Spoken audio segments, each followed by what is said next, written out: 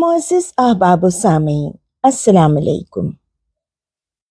خلوص نیت اور حسن اخلاق انسانی شخصیت کے ایسے دو پہلو ہیں کہ جو کردار کی تمام تر خوبصورتی کی اساس ہیں۔ کسی بھی انسان کے کردار میں یہ اوصاف حمیدہ صرف اور صرف شعور و آگہی کے ذریعے پرورش پاتے ہیں، اور جن کا وجود بنیادی طور پر اللہ تعالیٰ کی ذات پر ایمان، اس کے آگے جواب دہی کے احساس اور اس کے بخشے ہوئے علم کے فہم و ادراک سے ہی ممکن ہے۔ وہ علم کہ جس کی تدریس و ترویج کے لیے اس کے اپنے کلام یعنی کلام اللہ کا مطالعہ بے حد ضروری ہے۔ تو آئیے ہم اس مطالعے کو نہ صرف یہ کہ اپنی زندگی کا حصہ بنائیں، بلکہ معاشرتی اور تعلیمی سطح پر بھی اسے زندگی میں شامل کرنے کی سعی و جد و جہد کریں۔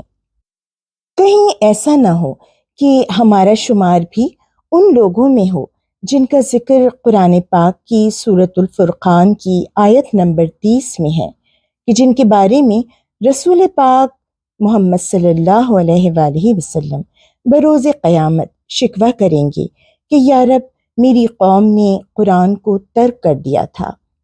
بائی دا وے، ترک کرنا تلاوت چھوڑنے کے معنی میں نہیں ہوتا، بلکہ جس مقصد کے لیے اللہ کا یہ کلام اتارا گیا تھا، یعنی پوری زندگی کے معاملات کو ڈیل کرنے، اس کے مطابق لائحہ عمل تیار کر کے سسٹم امپلیمنٹ کرنے، اور پھر اس سسٹم کے تابع ہو کر اللہ تعالیٰ کی فرما برداری کا حق ادا کرنے۔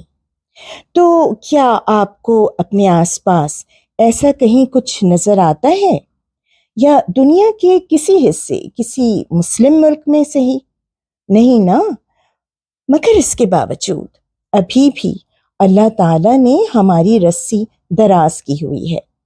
تو آئیے ہم اپنے گھروں سے تو اس کی شروعات کریں کہ ایک ایک فرد پوری قوم کی تشکیل کا نہ صرف یہ کہ حصہ بلکہ سبب بھی ہوا کرتا ہے۔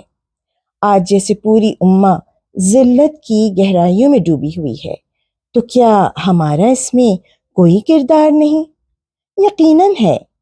ہم اگر چاہتے ہیں کہ بروز قیامت ہمیں امت کے منفی کردار کی حیثیت سے نہیں بلکہ مثبت کردار کی حیثیت سے جانچا جائے، تو پھر ہم آج سے یہ عہد کریں کہ انشاءاللہ اسی رمضان سے اللہ کے اس پیغام کو سمجھ کر اپنی اور اپنے پیاروں کی زندگی پر لاگو کرنے کی کوشش کریں گے، اس سے پہلے کہ بہت دیر ہو جائے، اس سے پہلے کہ یہ مہلت ختم ہو جائے۔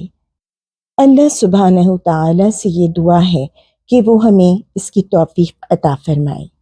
نصرت جہاں ناز کو اجازت، اللہ نگہبان۔